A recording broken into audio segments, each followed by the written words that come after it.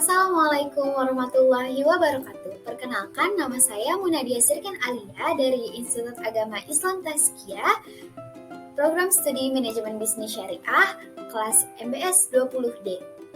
Kali ini saya akan menjelaskan mengenai SCM atau Supply Chain Management. Maka dari itu, simak videonya ya.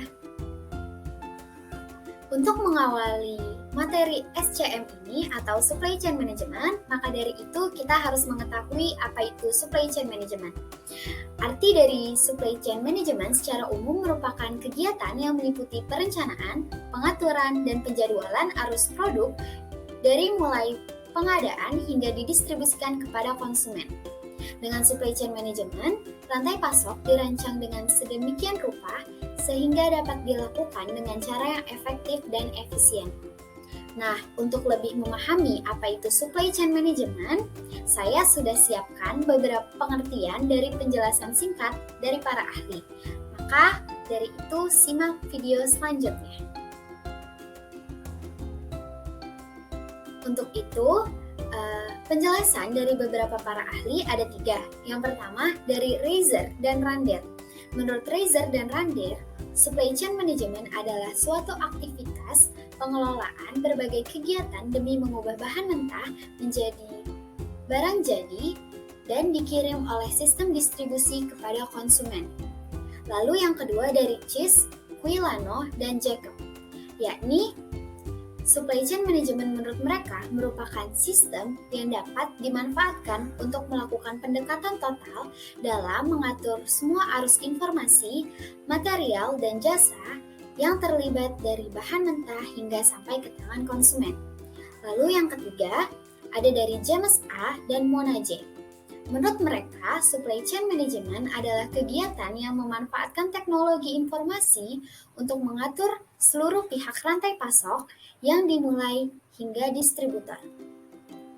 Dapat disimpulkan bahwa menurut para ahli, manajemen rantai pasok merupakan kegiatan yang memanfaatkan teknologi informasi untuk mengelola semua proses yang terlibat dalam pembuatan produk, mulai dari pengolahan bahan mentah hingga kepada konsumen. Selanjutnya dapat kita ketahui bahwa tujuan Supply Chain Management yakni mengkoordinasi penawaran atau supply dan permintaan atau yang disebut demand secara efisien dan efektif dalam menghadapi masalah-masalah yang ada. Beberapa masalah yang mungkin muncul dalam rantai pasokan adalah biasanya berhubungan dengan hal-hal berikut. Yang pertama, ada manajemen perdagangan barang, pemasok, dan resiko.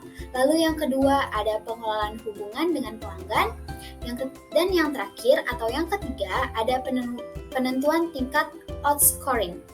Nah, sedangkan tujuan strategis dari Supply Chain Management yaitu untuk menjadi pihak yang mendominasi pasarnya atau tidak. Nah, tetap dapat menjalankan bisnisnya agar dapat memenangkan persaingan pasar. Nah, setelah itu rantai pasok dari sebuah perusahaan harus dapat menghasilkan produk dengan kriteria sebagai berikut. Harganya yang murah, berkualitas, terus tepat waktu, habis itu bervariasi. Jadi produk-produk itu harus dikembangkan. Selanjutnya, saya akan menjelaskan proses Supply Chain Management. Seperti yang telah dijelaskan sebelumnya, Supply Chain Management adalah semua kegiatan yang meliputi segala proses dari saat barang masih berbentuk bahan mentah hingga diproses menjadi produk yang siap untuk digunakan. Yang pertama yakni pelanggan. Pelanggan adalah tahapan pertama di mana pesanan untuk produk yang ditawarkan oleh perusahaan dilakukan. Dalam tahapan ini, perusahaan akan mendapatkan informasi dari pelanggan seperti jumlah produk yang dibutuhkan oleh pelanggan dan tanggal produk akan dikirimkan. Lalu yang kedua ada perencanaan. Setelah perusahaan menerima pesanan dari pelanggan, selanjutnya perusahaan akan merencanakan proses produksi untuk membuat barang yang pelanggan inginkan. Dalam tahapan ini, perusahaan akan melihat perhitungan serta mengambil keputusan terhadap pemasok untuk memenuhi kebutuhan material yang diperlukan oleh perusahaan. Lalu selanjutnya yang ketiga ada pengadaan, yakni sesudah menentukan rencana dan jumlah barang yang tepat, tahap berikutnya yang perlu dilakukan oleh perusahaan adalah pengadaan barang. Pengadaan merupakan prosedur yang dilaksanakan oleh perusahaan untuk mendapatkan barang yang memiliki harga paling rendah namun dengan kualitas tertinggi yang sesuai dengan standar perusahaan. Lalu yang keempat ada persediaan, yakni material yang telah dipesan selanjutnya disimpan di dalam gudang untuk kebutuhan produksi yang akan dilakukan di tahap selanjutnya. Lalu bahan baku yang disimpan ini wajib dipertahankan kualitasnya sehingga barang yang dibuat dengan bahan baku ini juga memiliki kualitas yang sama. Untuk penjelasan selanjutnya akan saya jelaskan di next slide. Lanjutan dari penjelasan slide sebelumnya, yakni yang kelima ada produksi. Proses produksi merupakan tahapan yang krusial untuk kesuksesan perusahaan. Hal ini karena semua bahan baku mentah akan diolah menjadi produk yang siap jual, di mana kualitas produk sangat berkaitan dengan hasil dari tahapan ini.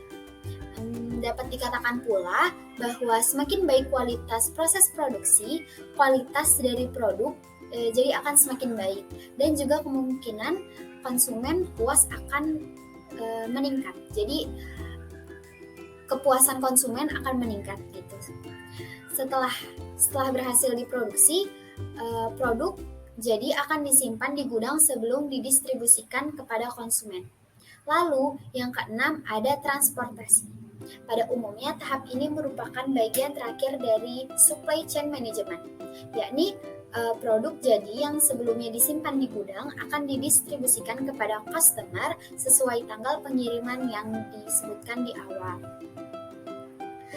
Yang terakhir ada pengembalian produk. Apabila terdapat kerusakan pada barang saat diterima oleh konsumen, maka tahapan ini perlu dilakukan. Tidak hanya dalam keadaan rusak, namun apabila terjadi hambatan yang membuat proses distribusi barang terlampau lama atau bahkan terjadi kesalahan saat melakukan pengiriman, maka perusahaan butuh melewati proses ini. Contohnya tuh kayak misalnya kita beli suatu barang, lalu pengirimannya itu di pengiriman barangnya itu pecah, maka perusahaan akan bertanggung jawab atas produk yang dikirimkan kepada kita. Agar kejadian ini dapat dihindari, maka perusahaan sebaiknya mempunyai inventory di dalam gudang agar dapat langsung dikirim kepada konsumen serta membuat proses pengembalian dana yang cepat. Untuk selanjutnya adalah jenis-jenis supply chain management. Jenis-jenis supply chain management ini ada 3. Yang pertama, upstream supply chain, yakni upstream supply chain management itu mengurus hubungan antara perusahaan dengan vendor atau juga dengan pihak lain dalam hal transfer barang. Apabila barang-barang yang diproduksi oleh perusahaan atau organisasi tidak langsung sampai ke tangan konsumen, tapi disalurkan ke perusahaan penyalur lainnya. Contohnya tuh seperti sebuah perusahaan yang memproduksi smartphone. Jadi produk smartphone ini tidak serta-merta sampai ke tangan konsumen langsung, tapi ada pihak manufaktur yang akan mengirimkan produknya ke supplier. Jadi kita nggak bisa nih beli langsung dari pabriknya, tapi harus melewati beberapa tahapan atau beberapa lembaga, lini atau perorangan gitu. Jadi nggak bisa langsung gitu. Nah, untuk yang kedua yaitu downstream supply chain. Downstream supply chain ini merupakan manajemen yang mengurusi transfer barang dari perusahaan langsung ke konsumen. Apabila kalau upstream supply chain harus lewat supplier dulu, kalau juga downstream itu langsung dapat dibeli oleh konsumen. Jadi kita langsung bisa beli nih. Nah, contohnya itu seperti mebel atau galeri art, yakni kita langsung bisa beli ke mebelnya, langsung bisa beli ke pabriknya gitu istilahnya. Apabila mereka membuat produk, langsung sesuai keinginan konsumen. Itu biasanya kalau misalnya downstream ini juga kita bisa mesen nih, bisa custom gitu. Lalu yang terakhir atau yang ketiga adalah internal supply chain. Internal supply chain management ini juga berhubungan dengan berbagai kegiatan pemasukan barang, yakni di dalam hal ini yang kerap diperhatikan manajemen produksi, fabrikasi, serta juga kontrol ketersediaan bahan baku. Seperti itu. Sebelum saya mengakhiri video ini, maka dapat saya simpulkan bahwa supply chain management merupakan salah satu rangkaian kegiatan untuk dilakukan secara optimal oleh perusahaan. Hal ini karena tentunya perusahaan ingin melakukan setiap proses bisnisnya seefisien mungkin. Dengan manajemen rantai pasok yang baik, maka setiap proses dalam membuat produk yang dimulai dari pengolahan bahan mentah hingga akhirnya menjadi produk jadi akan dilakukan dengan waktu sesingkat mungkin dan dengan kualitas yang terbaik pula. Agar kegiatan supply chain management berjalan dengan lancar, maka dibutuhkan aplikasi yang dapat memudahkan komunikasi serta pelaporan pada setiap tahap. Seperti itu. Kurang lebihnya mohon maaf. Wassalamualaikum warahmatullahi wabarakatuh.